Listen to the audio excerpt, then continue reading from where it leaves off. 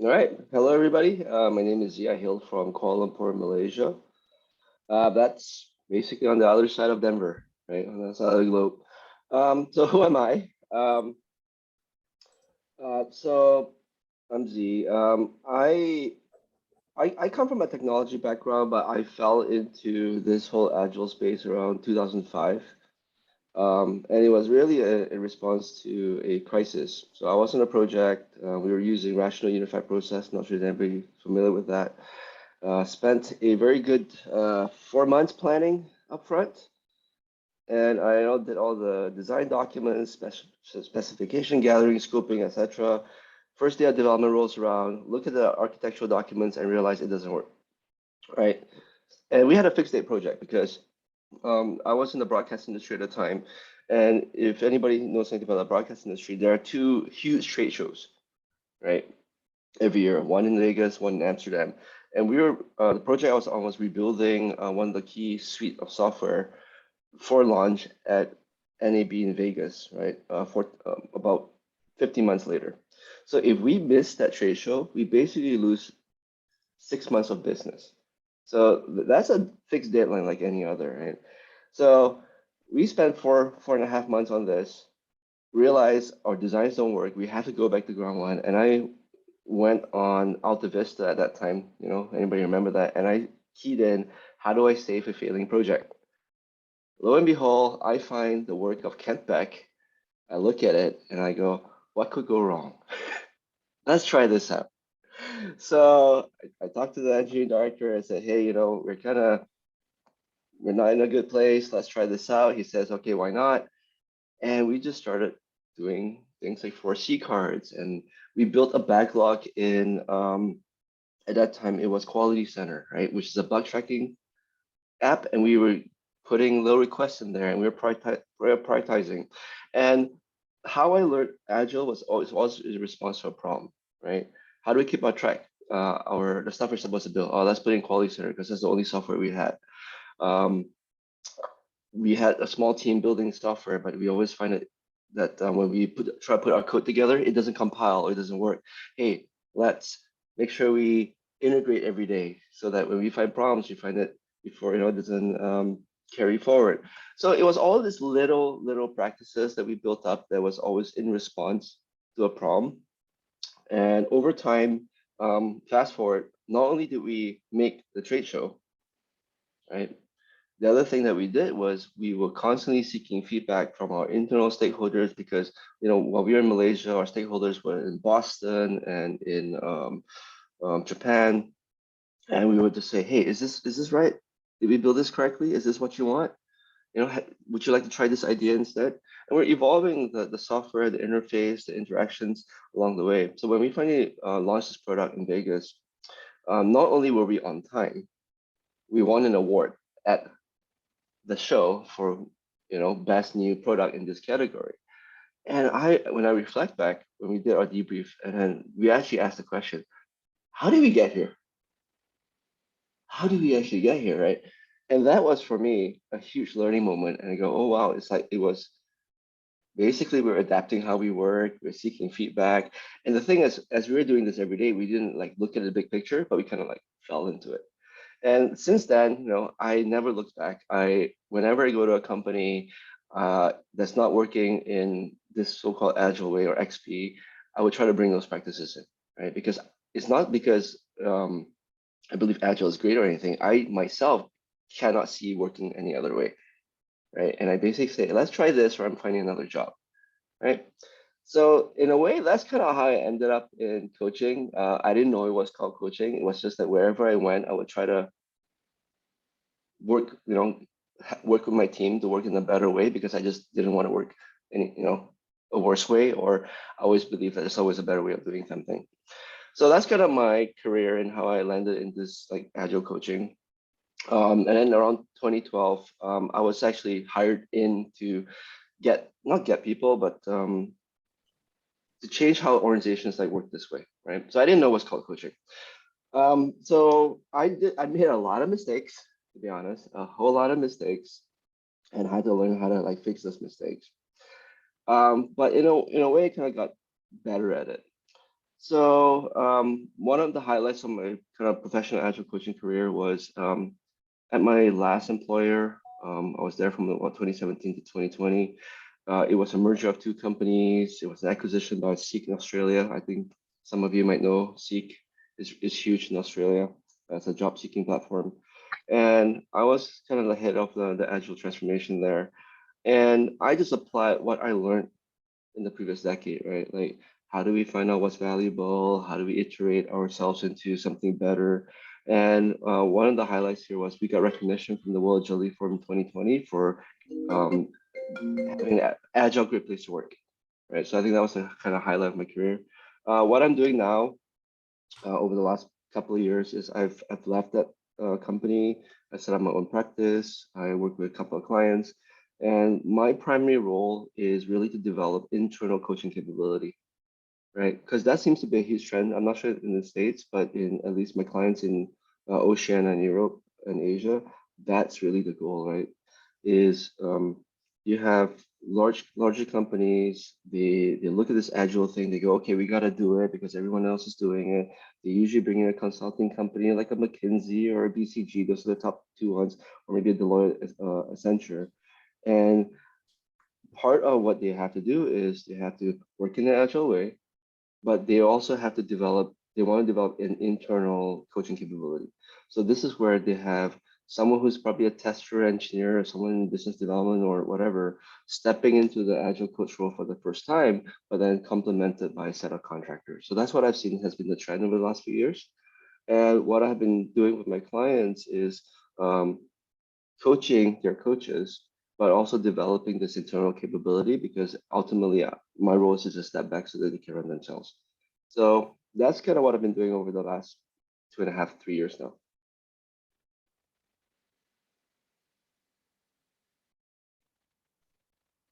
I am just really baffled by like the inviting folks into the role that may not have considered it. Like, how do you think that's unique, or what unique challenges are there? Like, do you post these roles into organizations and encourage folks to attend and be trained? Yeah, that's pretty much it. So I've been in a couple of, I'm with a couple of clients that had McKinsey in the beginning. And the way, for those who don't know, like McKinsey is a strategic management consulting firm.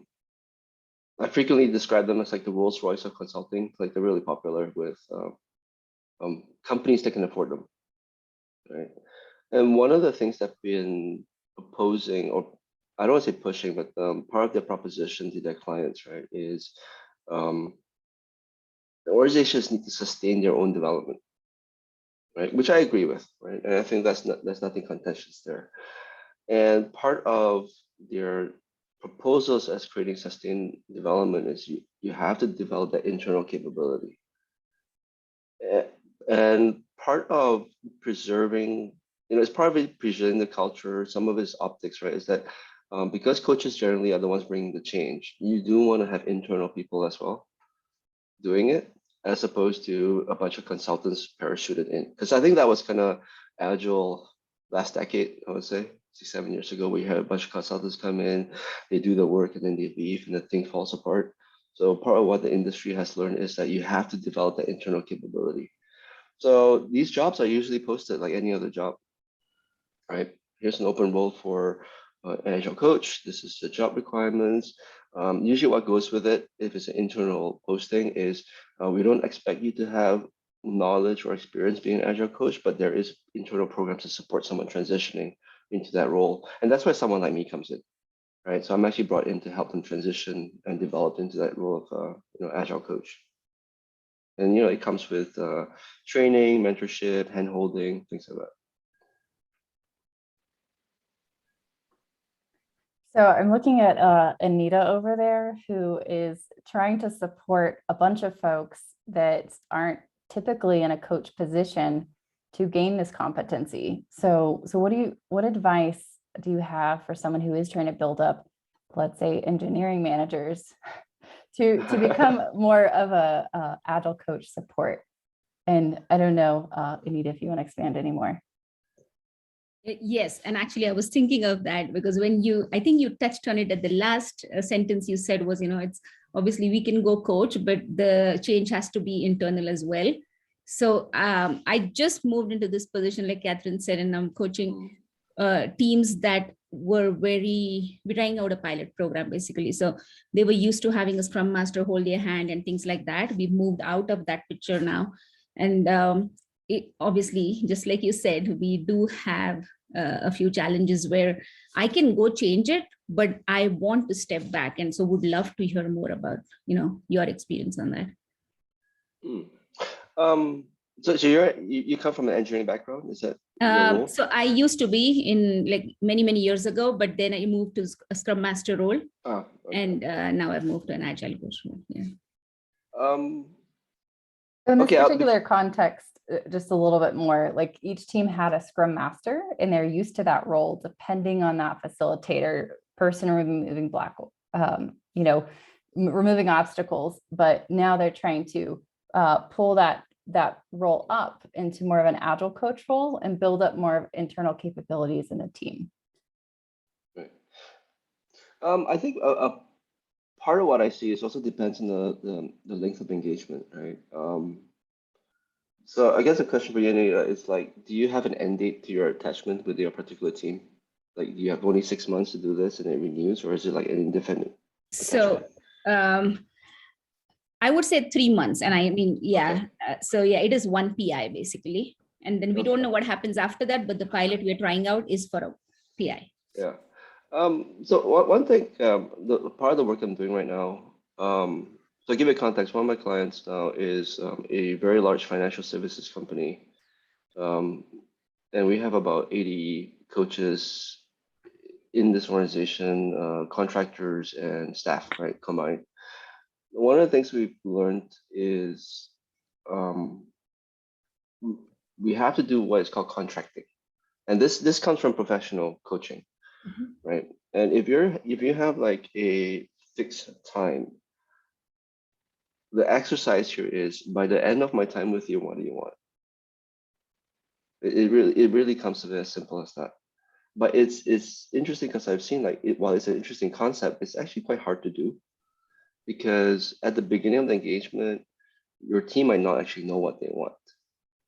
So it's one of those things where it's easy to say, hard to do, right?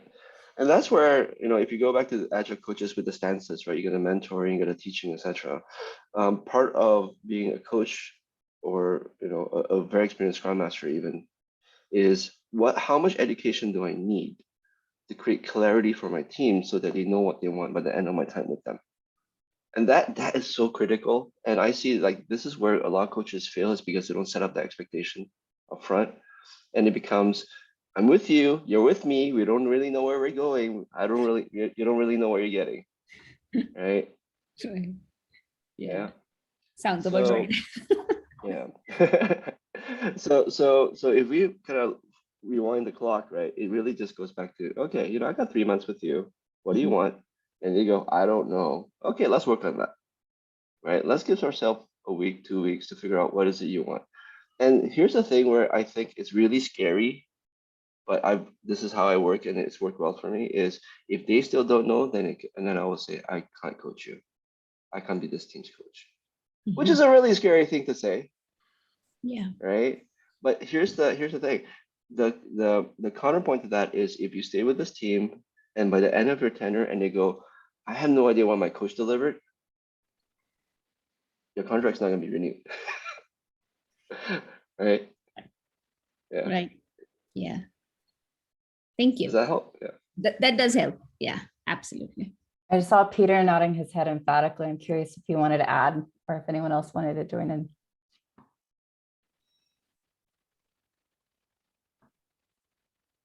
Awesome. So maybe see, like, how do I know I'm a good Agile coach? So we tackle that question.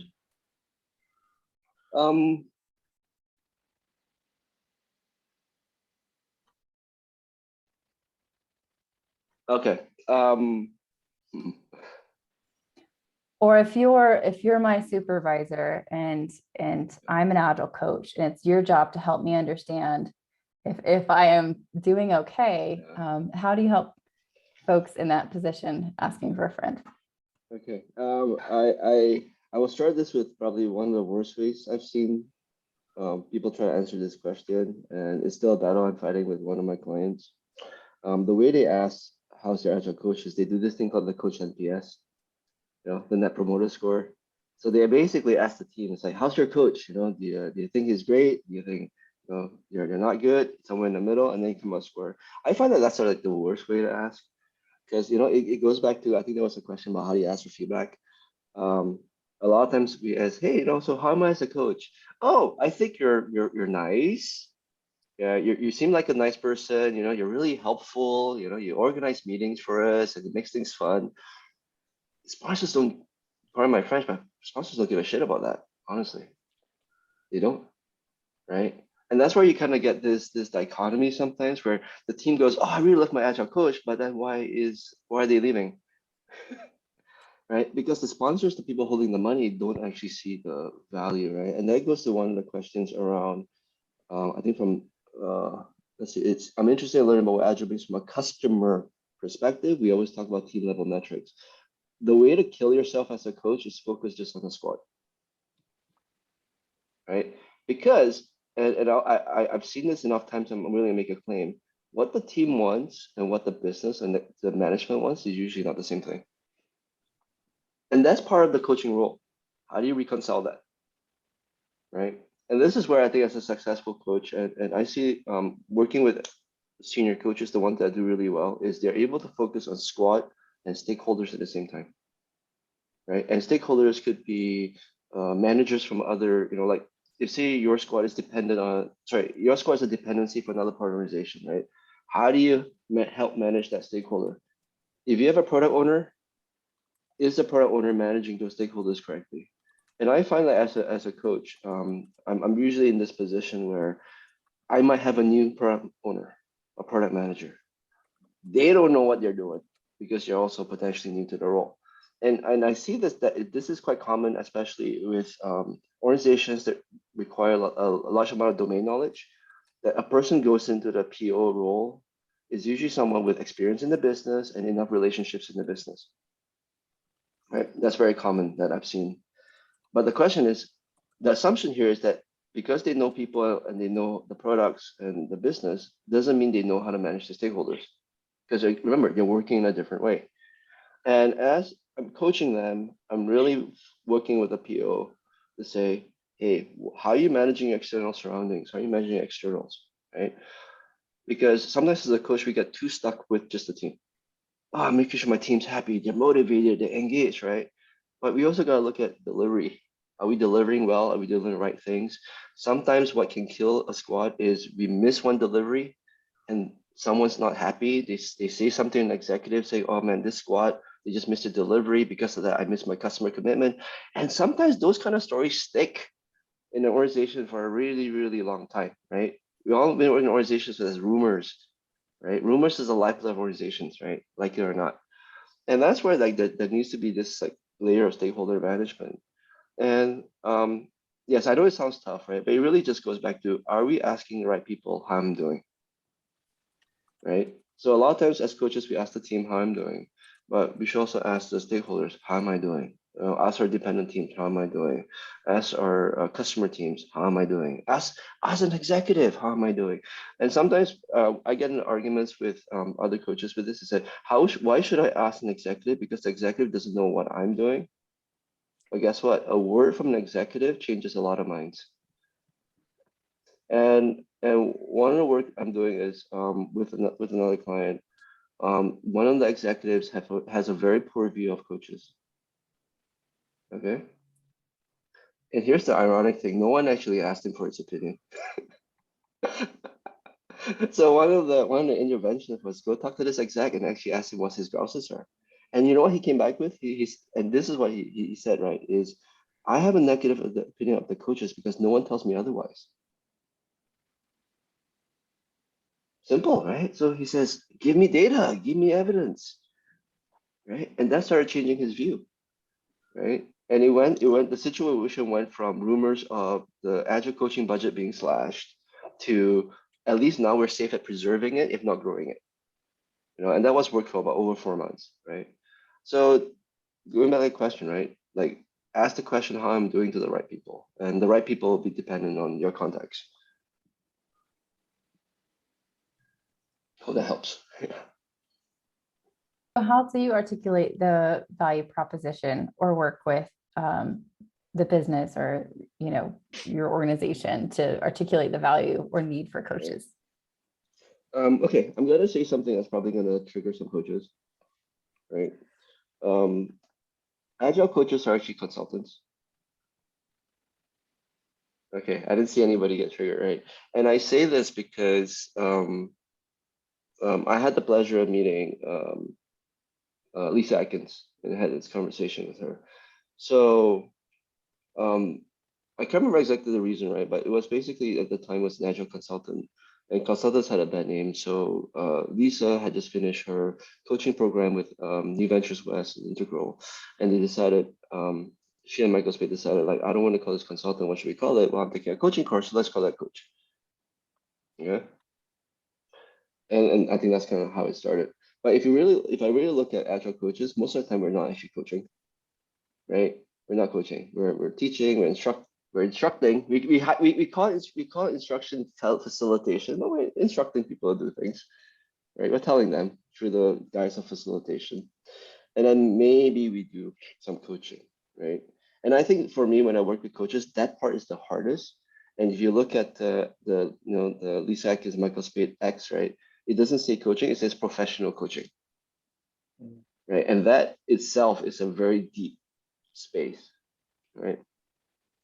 So we're really consultants, okay?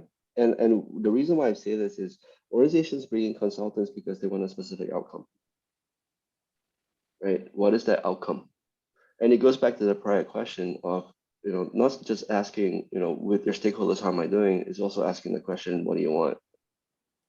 And then am I able to deliver that?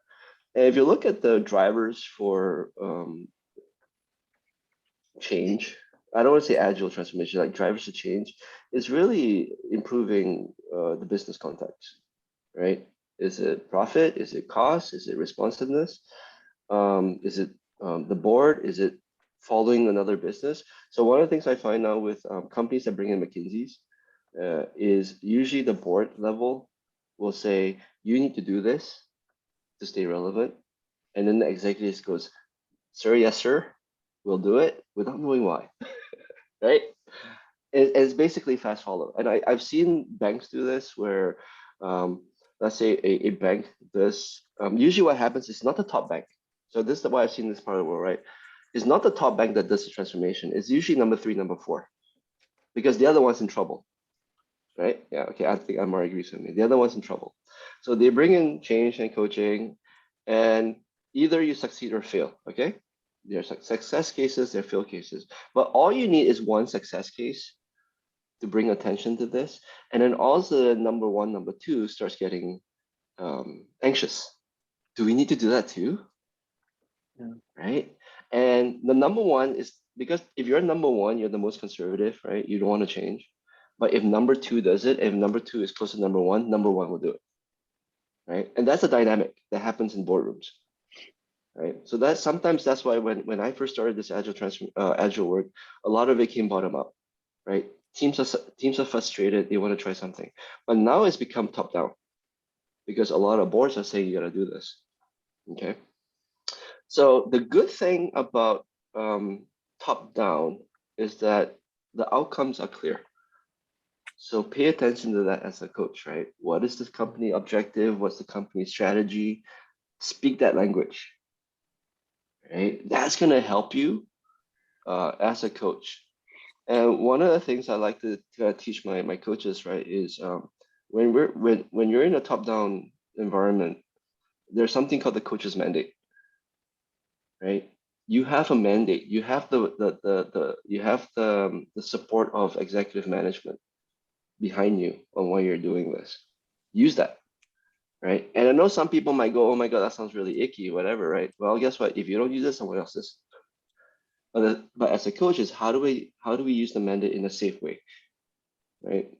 And I've learned how to do this with the company I was at previously, Seek Asia, because business-wise, we were not doing well. So it was a top-down change, but it was a top-down change because we wanted our business to survive, basically. So any of you familiar with the melting iceberg? Our iceberg was melting, right? So either we do this or we die, right? And that's the story we built around why we were doing change, and in order to build a narrative around the scrum masters and the coaches doing their work, right? Because a lot of times when we go into teams, the teams are really basically saying, "Why are you here?" You know, why are you here? Like things are fine. Like I don't need help. Blah blah blah blah blah. So part of that is the narrative building. Use the mandate, help people understand, and then that's where you can start building a case around. Okay, what is it that you want? What does better look like? What does good look like? And then you bring the contracting piece and you say, okay, I'm gonna be with you for 3 months. At the end of the 3 months, this is what we want, and it could be something as simple as we want to be more predictable in our delivery, or we have a retention issue we want to solve, or it could be, yeah, we're always late to market because we can't integrate our software correctly, right? Pick those things, right, and break it down, slice it, make it achievable, and then work towards it. And then at the end of your tenure, you go to your stakeholders and say, hey, this is what we've delivered at a team level. This is how it contributes to your overall objectives, right? And then all you have, and what I find is most times executives, like, this might sound weird, they need to be told what to do from coaches too, but you need to provide it with evidence, right? And that's why I find that some teams some coaches don't form good relationships with senior management. Is they go things like, oh, the team needs to be autonomous. Oh, that triggers managers. They hate it. I've seen one manager in a meeting that says this: if anybody else mentions autonomous one more time, I'm gonna fire you, right? Because it's not helpful. It's not helpful to a manager. But if you go, oh, the teams need to be able to make their decisions around when they go to production, because here's the evidence that if they don't and you have all these sign-offs, it delays the delivery. Are you willing to accept that risk as a organization? Oh yes, we are, but we need to provide some governance around it. Okay, great, but we're getting somewhere. Right? So that's kind of how coaches can build a foundation for success for themselves when working with teams. Okay, sorry. Can I ask right away, or are you going? Yeah, are you going through a list? Catherine? Yeah. No, let's Z really wants to yeah. make this conversational, so please jump in. Yeah, in New Zealand, doing a similar thing. Mackenzie's big. A lot of companies are jumping it either because of FOMO or on a fad. Some are getting it, by force, by fire, or some get it. So a different variation. And I love what you mentioned about the coach being a consultant, because I always, it's like, if you pay me money to coach you and it's a personal reflection, we can all be, where do you want to go? How do you feel about it? But in a work environment, we only work because someone's making money off of us, and it's a transaction, and that's okay. But I'm curious, Z, from your experience, since the role you're playing right now, have you found any success, or or what's the last thing you found that helped you interview and choose the right coaches? I mean, I asked that question, it's a loaded question, but when I first started coaching, it was, I'll be honest, 6 years ago, I was in a development team and we had a scrum master. I hated him. And I did it out of spite. And it was the only way to get more money. I just got lucky that I kind of loved what I did. And hey, there's a nicer way to do it. I can still get shit done without the command and control and all these skills we have, this way of working. I have a lot of colleagues who started with me, who then go, I don't like this, I'm going out. A lot of colleagues who are still in this role who are struggling. And I really believe it was because we didn't ask the right questions during the interview, or we didn't set the scene. So have you got any wins, anything you can share of how to set the right scene of what we look for, and hence when they interview, we can actually gauge it? Okay, so I don't proclaim to be an expert, but the last round of hiring I hired about 10 coaches. I would say 7 to 8 of them worked out pretty well. So maybe that's a success rate of 70, 80%. For now. Yeah, maybe they're gonna crash and burn. I don't know. I can actually share with you the questions I ask. Because I just pulled up my. So this is the phone screen I do. And usually if someone passes the phone screen, I notice that there's a high chance that they'll hire. And this is based off of probably 100 interviews, phone screens I've done. I'll just read them off, right? The first question I ask is, what have you been told about the role, right? So I asked this question, it's really about what brings you to this conversation, right? And if they go, oh yeah, I saw the JD and I was interested, I'm like, okay. It's like, but if they share with me like, oh, this is what they understand, da da da, and then the follow-up question might be, so do you have any questions about the job description that you saw, the job posting?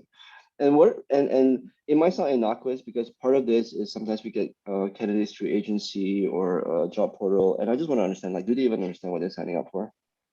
Right, that's first. Do they actually understand? And the second thing is, do they have questions out of it? Because I'm looking for curiosity at that point, right? Because as coaches, we have to ask questions, right? So if you can't even ask me a simple question, then that's challenging. The second question I go on there, and the way I ask is like I'm making it kind of conversational. I'm basically trying to understand who they are as a person. The second question I ask is, so what makes a good agile coach, right? And the thing I'm looking for here is, what is the definition? Because at this point of the conversation, I'm really just trying to meet them where they are, because I don't proclaim to be the god of agile coaching, and I didn't write the book on it. Right? So I'm just trying to understand what's their definition, and this is important because with the fragmentation of the agile industry right now, you got 5 flavors of Scrum, maybe more. You got Scale Agile, you got stuff coming up from Europe, whatever. You got Kanban. So there isn't really like a single definition for an agile coach. So I'll usually ask the question, so what makes a good agile coach? I'm trying to understand their worldview. I'm understand their definition. At this point, based on what they tell me, I can kind of start assess, did you read that from a book, a training, or is this life experience? Right? And it's not a bad thing if it's a book, and I'll say, oh, so what forms your opinion of a good agile coach? Because I'm just trying to understand, right?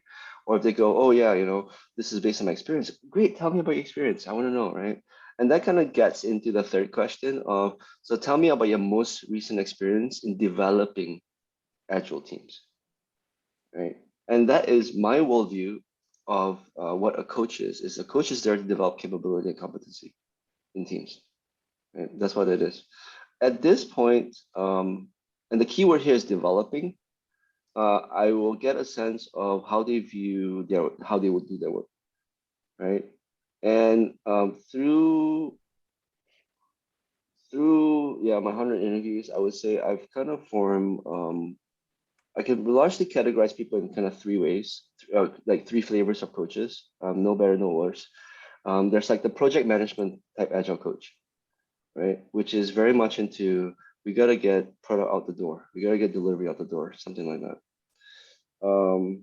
There is the second kind of type agile coach is, this is how you should be working, right? So there's kind of the ways of work type of agile coach.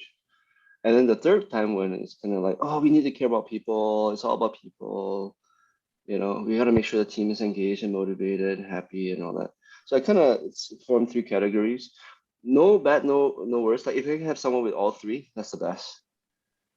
If someone has 2 of the 3, good. 1 of the 3, work to be done, right? And it just depends on, if it's internal staff coach that I'm interviewing, I'm looking for at least 1 of them. But if I'm hiring externally, I'm looking for at least 2, if not 3. 3 is really hard to find, really, really hard to find. So 2 out of 3 is good. Then I just try to tell me, when did you do this? How did you do it? How long did it last? A question I ask is, so when was this? So sometimes I get candidates, they'll tell a story and it was like 5 years ago. So that's why it's like most recent, because people they dabble in and out, right, of Agile.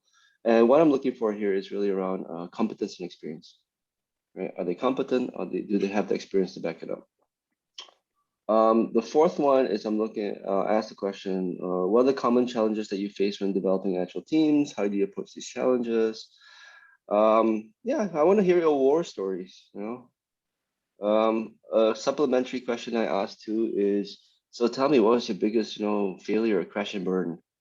What I'm looking for in that question is, well, are they being truthful with me? Because the belief I hold is there's no coach worth their salt that doesn't have a horror story, right? It's how we get our stripes, right? So if they don't want to tell me, it's either they've not tried hard enough or they're afraid to tell me. And if I feel like they're afraid to tell me, I'll try to build some safety, you know, and I might share my horror story and see if they open up. And if it still doesn't want to, then it might be this person doesn't either have it or they're too maybe proud to share or they're too scared to share. And either way, because this is an interview, it's a no for me, right? If it's a developmental conversation, then it's a different story about I'm interviewing, right? So it's like, okay, no. So what I'm looking for here is competence, right? Because I do believe, you know, like anybody, I know there's some questions around how to be an agile coach, or make mistakes and learn from them. That's probably how you get good as a coach or good at anything really. So that's right. So I'm looking for competence. I'm looking for depth, right? Do they just not have the knowledge, but they've applied it and they learn from it? And lastly, creativity, because I think that's probably one of the most underrated skill sets of coaches. You got to be creative. You know, because humans are messy, right? So you got to find ways of working with people and systems and all that kind of stuff, right? So that's what I'm looking for. This fifth one wasn't originally in, but I was interviewing with a colleague and it came out. So it's a short 3-word question. Scrum or Kanban? Okay. All right. I see Peter like kind of thinking. So the purpose of this question is I want to see if it starts like a flame war, or are they, you know, so basically I am looking for I'm addressing a few things here. One is I've interviewed candidates where they go Scrum and I say, why Scrum? And long story short is the only thing I know. Yeah. Okay? So Yeah. I'm looking for depth. Yeah, I'm looking for depth here. It's like Yeah. a red flag for me is, you know, Scrum equals Agile, Agile equals Scrum. Huge red flag for me. Yeah. Yeah. Right. Nice. Maybe 10 years ago it's passable, but today it's not, right? Because the information's out there. When I ask Scrum or Kanban, these are two, you know, top frameworks. Either I'll get answers like, "Oh yeah, Kanban is the best," you know, because Scrum sucks. Well, guess what? I have coaches internally that think Scrum's the best thing. So you put a Scrum gun and Kanban together, you get nothing done, you know, right? You get nothing done. So that's something I gotta manage too. Is how do I pull together coaches that work well with each other? And sometimes coaches don't work well with each other because again, these like theoretical flame wars. Yeah.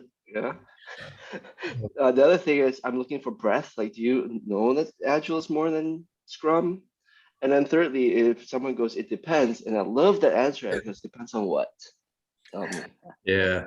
I think, And I love, sorry, Z, I was just going to say, I've been asked that question many times in interview and they say, Peter, Scrum or Kanban? And I say, so what's the problem you want to solve? You know, because that's the heart of it. Why do you want to use these frameworks? What's at the heart of that? 'Cause I can't tell you the solution unless we first have a discussion around the problem. yeah, yeah. And what we've learned, right, is we've hired trainers to become coaches, and it is not worked out because their point of view is too fixed in one particular framework, right? And that's why we're really consultants. We go and we basically do what the client wants, and if that means we have to put our beliefs of frameworks aside, we put it aside. You know, I've got into conversations with people who say safe sucks, and I'm like, no, safe is a use in a particular context, right? So they're just tools in the toolbox. Yeah. Yeah. So thanks for that, Peter. And just lastly, my last question is, what questions do you have about this role or this opportunity? So sometimes I frame it as an opportunity. I'm really looking at it on two things: is inquisitiveness, right, and relevance, right? I'll start with relevance first. Relevance would be, are there questions relevant to the role, right? Do you know how to ask a good question, right? how do you see things? Because I believe there's a lot of power in how someone asks the questions, because you're getting how they view the world and what they care about. And then the other thing I look for is inquisitiveness. If someone has no questions at this point, it's kind of hard, right? And because the way the script goes is I'm sharing very little about the organization deliberately, unless they ask me, right? Because I want them to ask, I want them to see, are they even curious about what this role is, right? And what I found is when someone doesn't ask the question, I'll usually ask some questions or share. And part of it is to assess, like, what's your view on Agile? And we have some candidates, and I have one coach who's not working out right now, is because this person comes with a very strong framework view, and it causes so much friction with the team. So much friction, right? Yeah. So on that point of developing agile coaches, what are some of the reasons, like, we're all the perfect agile coaches here. We would never be guilty of or needing any of these things, but just kidding. But what are common things that you've seen that agile coaches need coaching with? What are some of the hardest things that you have had to correct or try to develop in agile coaches?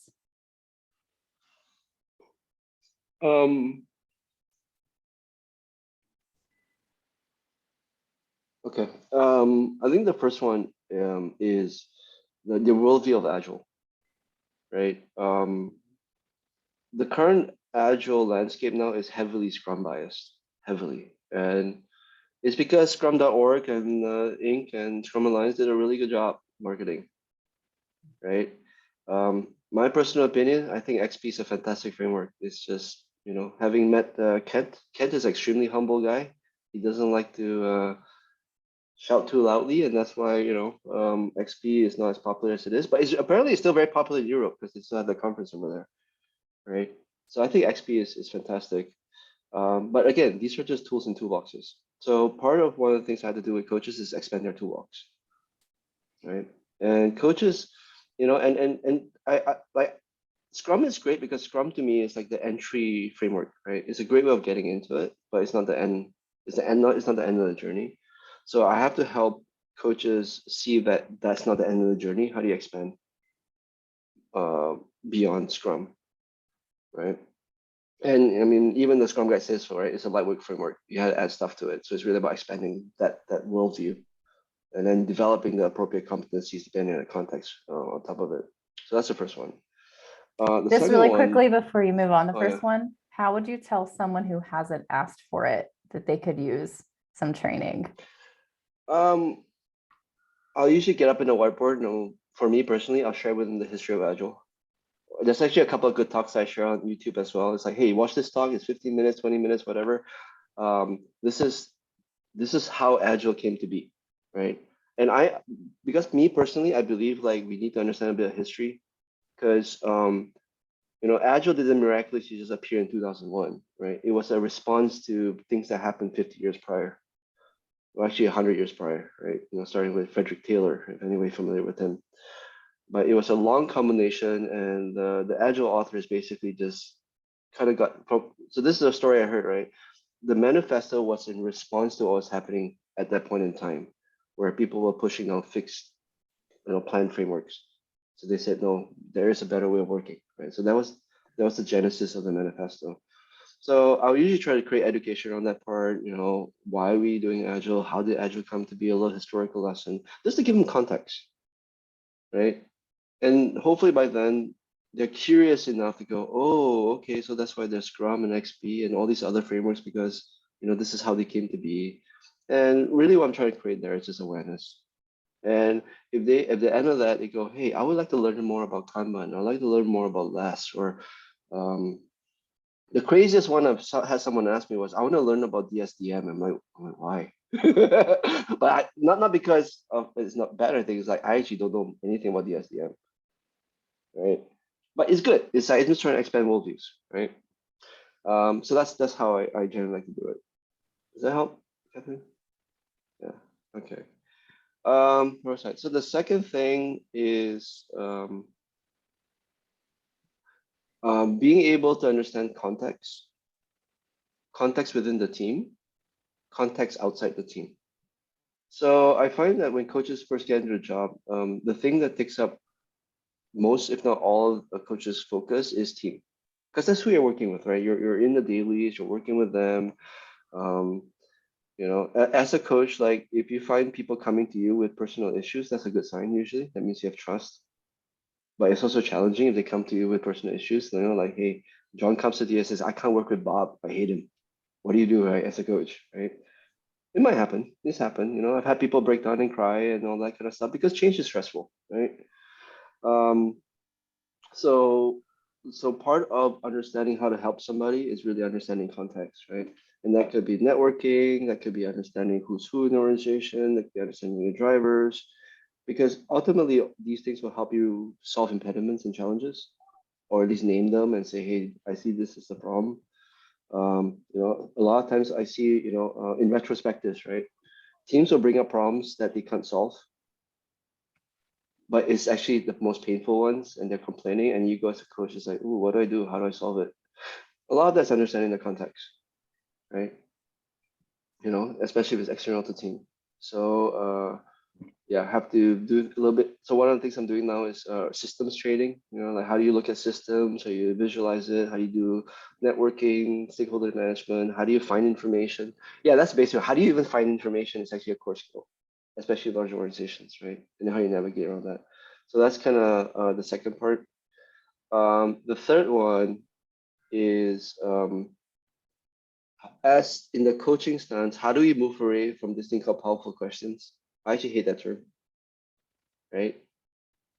Now, question why is, and I learned this going through professional coaching. It's not powerful questions, it's powerful presence, right? And one of the, I think, misunderstandings in the Agile community, because we are the ones pushing powerful questions. I've seen it in conferences, I've seen it in Agile coach training. How do you ask a powerful question? Actually, it's not about the question that makes it powerful, because, you know, I can ask it to Catherine today and you go, oh my God, that's a good question. It's Peter, and it falls completely flat, right? So it's not about the question, it's about the presence of the coach. And part of that is listening. So that's the third thing I work with coaches is how do you listen? Because people are trying to tell you things. Are you catching what they're trying to tell you, right? And part of kind of doing systems work. So any of you here who is looking to do like enterprise coaching or organizational coaching, right? The skill that I'm still learning is how do I collect data? Because the more data you have, then you can make sense of what's happening. So listening is one of the best ways of getting data. And I'll give you a short little example. I did a project for a client where I was interviewing tribe leads, right? So these are the people who reports up to the executive. And the feedback I've gotten was from stakeholders saying, oh, that was a great conversation with Z. And all I did was ask a question and listen. That's all I did. But here's the thing. People don't feel that being listened to enough, especially in times of change, right? So if you're as a coach, you ask a question, if you're really good at listening, you're going to get a lot out of them. And they're going to be able to build a relationship with you because listening is in short supply. So that's the third thing that I'm working on my coaches is how you just be a better listener.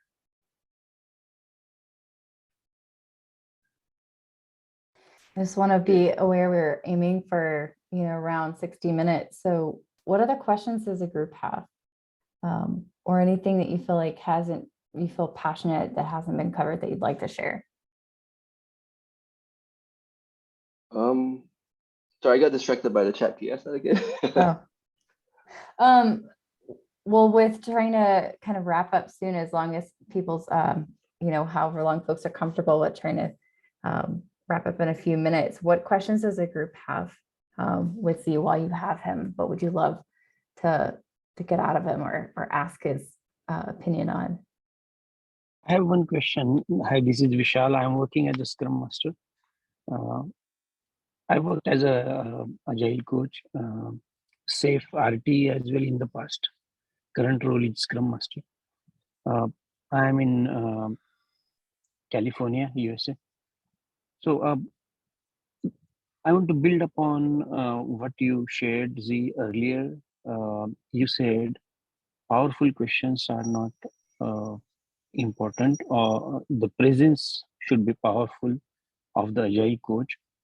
However, from few trainings or certifications that I have attended, the recent one is um, uh, ICC certification for agile coach, agile coaching.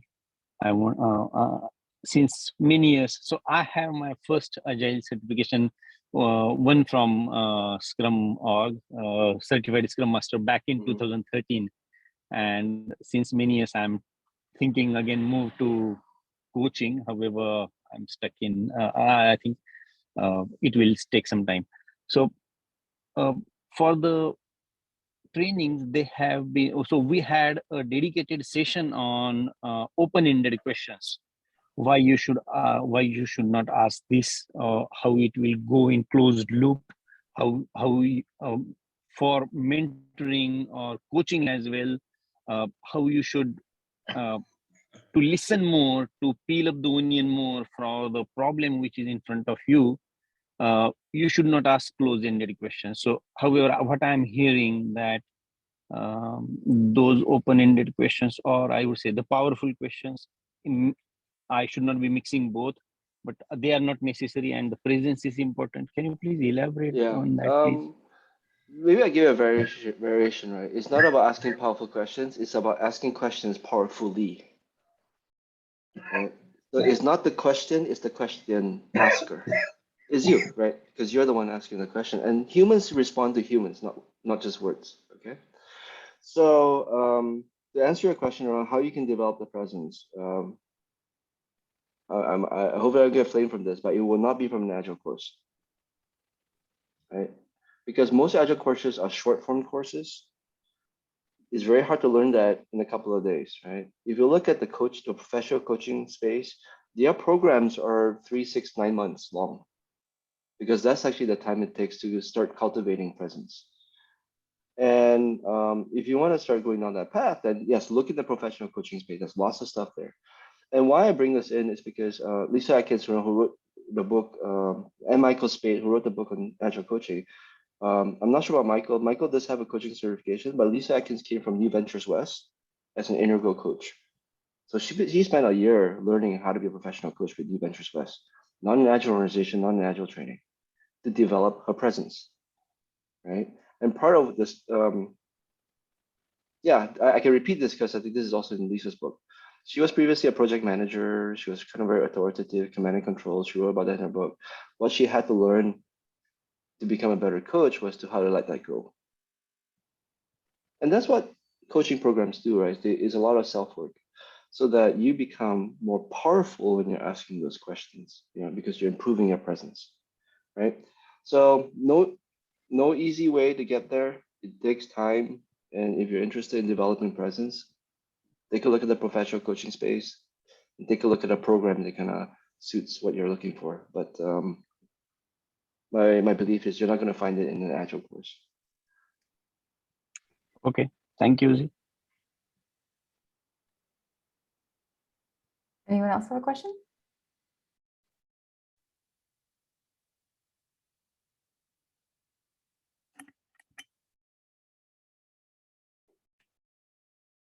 Earlier, we discussed Kanban and Scrum comparison, or a quick a dialogue on Kanban or Scrum. Scrum is more famous. In my perspective, and so Kanban, and I will be requesting you to elaborate on this again, please. Kanban is in itself is not a full-blown framework. It's a meta framework. However, and as you correctly said, Scrum and the Scrum guide don't limit itself just to the roles, artifacts, and the ceremonies. It gives you ample amount of opportunity to have to bring in the best practices from other meta frameworks or other practices, other frameworks, we had one implementation where teams were writing the test scripts first. So we had the TDD approach. We had WIP limits in place. So we were teams were we were refactoring. So and predominantly we had all the other chemistry which is required for Scrum. So can you please elaborate on this? Is it a right understanding? I want to focus on this, that Kanban is a meta framework. Firstly, I don't know what you mean by meta framework. Frameworks are frameworks. I think part of it is understanding where Scrum comes from and where Kanban comes from, right? And this is why history is important, okay? Scrum came from a paper that was written by a Japanese professor named Nanako, and it was called the New Product Yeah. So Development. yeah, new ways of yeah. So basically, development. However, yeah. Z, sorry to interrupt, extremely sorry. If we take one more step back, so all these frameworks, they are born out of Toyota manufacturing system, right? So No, okay, a lot of them, but not all of them. okay, cool. Yeah. So just going back to your question around Scrum, like long story short, right? What Scrum optimizes on is discovery, and it's discovery actually. That's what Scrum optimizes on. Discovery of how to meet the goal, discovery of how to work better as a team, right? As a delivery team. That's what it optimizes on. Kanban optimizes on flow and value. Okay, how do you get value to flow through? And you might say, no, Scrum optimizes that. No, Scrum doesn't, because the moment you have time boxes, value is not going to be continuously flowing. And that's why there's no time box in Kanban. Now, can you combine Kanban and Scrum together? Yeah, it's called Scrumban, right? There are different variations of that. But it goes back to what is your context? What are you trying to look for? What do you want? How do you combine the pieces together? And then the other thing is be aware, right? It's not that Kanban, I think what I'm hearing is you're kind of saying Kanban doesn't work. Actually, you have to divorce the principles and the theory away from the implementation, because the theory could work, but the implementation doesn't, because of some whatever reason, right? So don't blame the implementation on the principles, but and that's where understanding context is really, really critical, because what might work somewhere might not work another, or you might need to adapt it to whatever you're facing, right? So that's my approach in life, actually. And Thank you there's so much for sharing that. Oh, thank you, Vishal. And we'll move one more question. Mike in chat, if you don't mind, he asked, he's having some trouble with his microphone, but he's a new Scrum Master and is interested in the way you mentioned transitioning folks into an Agile coach role. And he imagines that's challenging because you're asking someone to consult on something that they're maybe not expert in or maybe familiar with. What do you see as valuable as the first few steps and to build that competent foundation? Okay, two. One, okay, I hope this doesn't sound okay.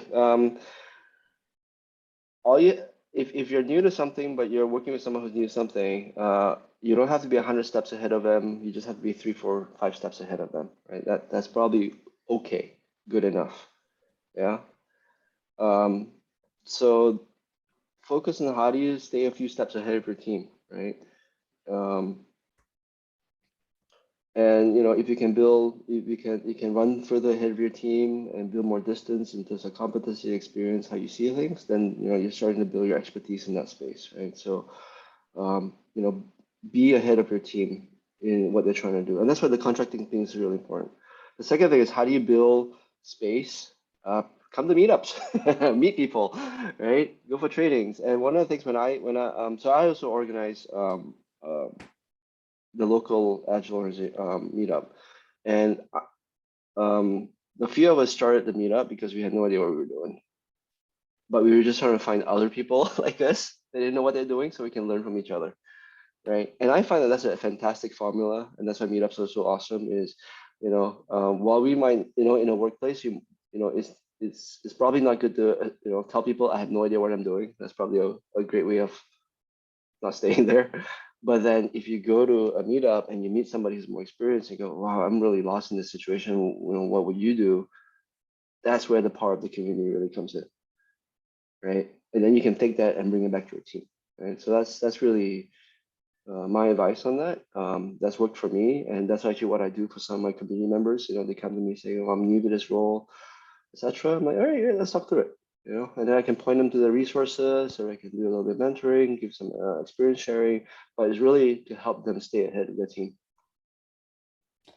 I can totally relate to that, Z. I think I only got Kanban certified because I feel like the team got really interested in, we think Kanban is the way, and we should throw Scrum out. I'm like, well, I'm going to need to help them understand, help them get to the root of what are you trying to solve and why do you feel that way? And so I think oftentimes you kind of see where people are going with their brains, and you're like, okay, here's the thing, they're getting interested in a shiny object, and I have to be able to help guide them into what is the problem that they're trying to solve. And often I see people want to take shortcuts or solve by not defining the problem correctly or well. They go to a different methodology that they didn't realize is kind of more expensive or takes more effort. And it's not at all what they thought they needed. But Yeah. awesome. Well, thank you so much for joining us. Is there any parting words of advice that you'd have for our group? And then we can close out. I think last verse is recognize that this role is hard. Right? It's a hard role. So if you feel challenged or like believe it's hard, because it is a hard role, right? And it's one of those coaches where you think about it, it's actually 4 roles in one, if not more. We're coach, we're mentor, we're instruct, we're teachers, we're facilitators. So it's a hard role. And it's okay to admit that it's a hard role, right? But it's also a very deeply fulfilling role. And that's why, meetups are important. Form your networks, find people who are, more experienced than you, learn from them, find people who are at the same level as you and share, your pain together, and then find someone who is less experienced from you because, and nurture them, right? And I've learned so much from nurturing people because I'm forced to go back and look at what I've done and I'm actually relearning from my own experience while mentoring someone else, right? So all those things are fantastic things to do to develop your professional career in this field. And just to add on to that, thank you everyone for being here for our meetup. We definitely miss being in person, but I think a huge part of the goal is to foster community. So reach out to each other, join us on Slack and pose a question. Has anyone experienced this hybrid role or weird expectations, or, please reach out to each other and don't feel how else are we going to learn if we don't kind of reach out and ask for the help and leverage each other as a learning community. So awesome. Thank you so much for joining us. Thank you everyone for being here. So much value your time and your energy. Have a great evening. Bye. Thank you, Z.